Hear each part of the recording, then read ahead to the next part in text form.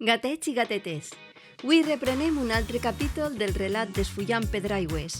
Per tal de no perdre el fil, vos faré un mini resum per a enganxar-nos una altra vegada a la lectura. El Joan i la Giana són parella i viuen a València. Tot i ser molt diferents, tenen una relació apassionada i còmplice.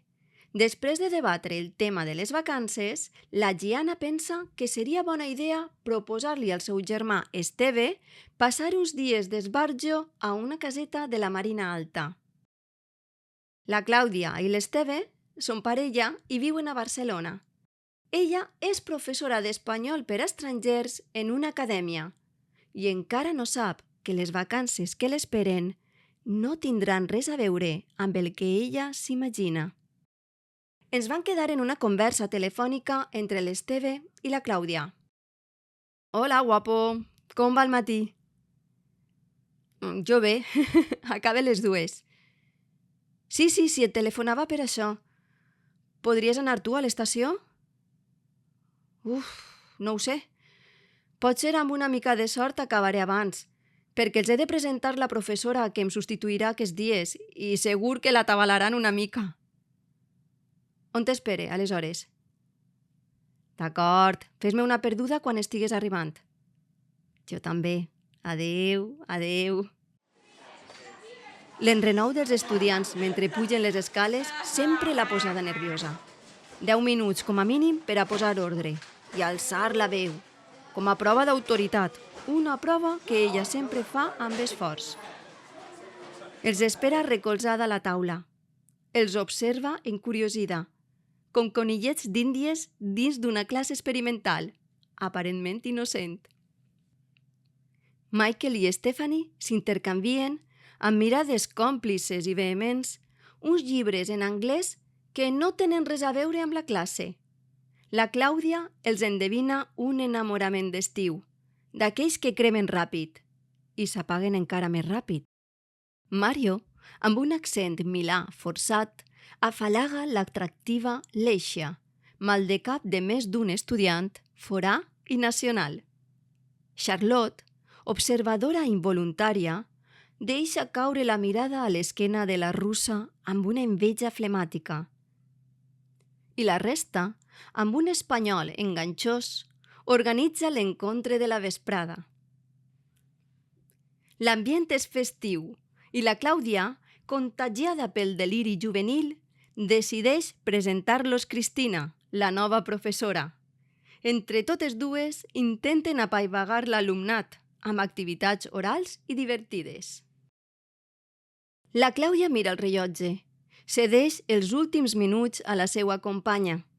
Agafa les seues coses i aprofita per acomiadar-se d'aquells alumnes que ja no estaran allí quan ella torne de les vacances. Baixa les escales sense massa pressa i no pot evitar que unes pessigolles estranyes li envaïsquen l'estómac. Pot ser perquè en pocs minuts veurà l'Esteve. A mitjana escala, s'agafa de la barana i percep una primera vibració sobre els ronyons, una vibració que dona pas a una música que ressona cada vegada amb més força dins de la motxilla.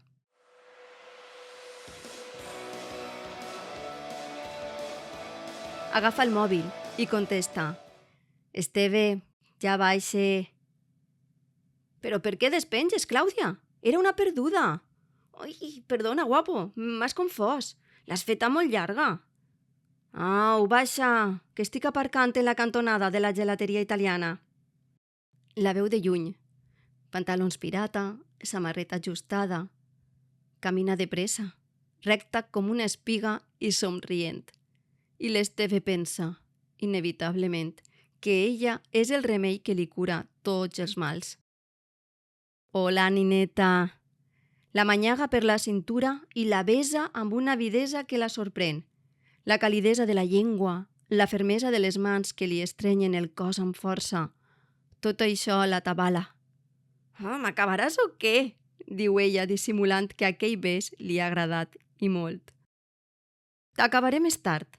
Ara anem a fer-nos una cervesa, que estic abrasit de set. Com t'ha anat l'última classe? Molt bé. Encara que ahir vaig anar al banc i no m'han pagat. I per a més inri, la Carme està de vacances i a l'administració hi ha un xic que està un poc bleda. No fa més que gemegar que la Carme li ha deixat un munt de feina i que aquest problema me l'ha de solucionar ella quan torne de Girona. Perdona, carinyet, diu ell mentre la mira amb aire acusador i paternal alhora. Però crec que no és l'únic bleda que hi ha a l'acadèmia. Quant de temps fa que treballes sense contracte? L'Esteve sap que aquest tema la treu de polleguera, però li resulta impossible no dir-li res.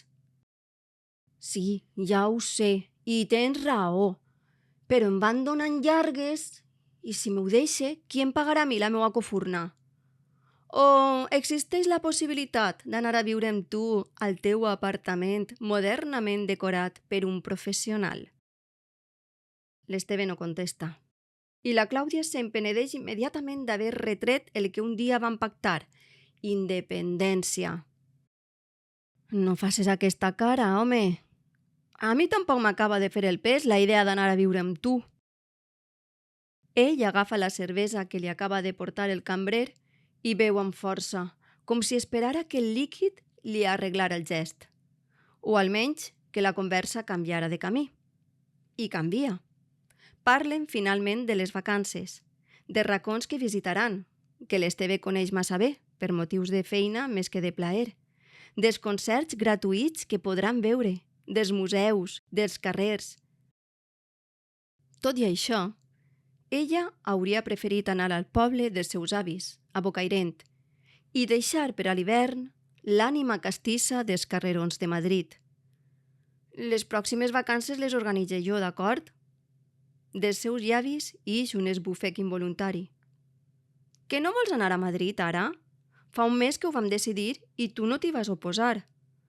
No, si no tinc res en contra, s'afanya ella a respondre, sospitant una ofensa involuntària. Em sembla perfecte, Esteve. El que passa és que estic nerviosa. Són les nostres primeres vacances i m'agradaria que foren inoblidables, vull dir, que realment siguin importants per a nosaltres i que... La tonada d'una cançó anglesa, èxit del moment, talla les paraules de la Clàudia just quan comencen a enganxar-se a una cadena de motius pels quals no voldria oblidar aquell viatge. L'Esteve agafa el mòbil, que vibra arrítmicament damunt la taula. Abans de despenjar, mira el nom que apareix a la pantalla. Hola, preciosa, com estàs? Me n'alegre. Jo també molt bé. Ja veus, demà comencen les vacances. Com? A València? La cara li canvia un segon. No, al final hem decidit anar a Madrid. Per què ho dius? Amb tu i el Joan? La Clàudia el mira, amb els ulls ben oberts, expectant. La veritat és que no hem reservat l'hotel encara i pensava anar ara sense pels bitllets.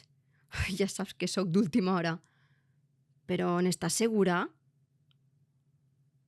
Ho he de consultar amb la Clàudia. Sí, la veritat és que seria una bona ocasió per a presentar-te-la. Realment sí que m'atreu la idea. D'acord, germaneta. Li ho comente a ella i et telefone en 20 minuts. Un besot. Adeu.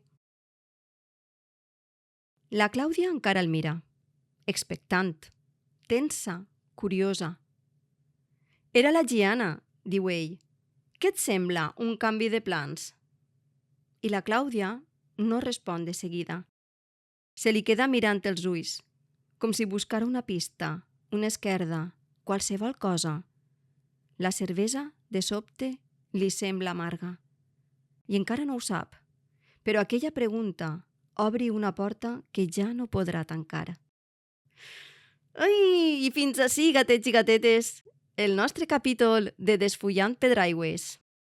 Ho deixem ací i no oblideu seguir Miolant en valencià mentre feu els exercicis que vos deixaré a la pàgina web.